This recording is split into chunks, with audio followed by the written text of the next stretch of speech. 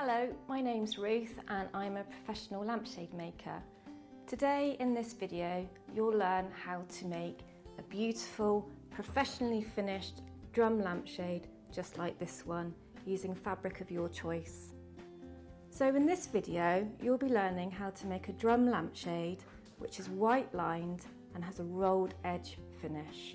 And there are some things that you'll need before you make a start.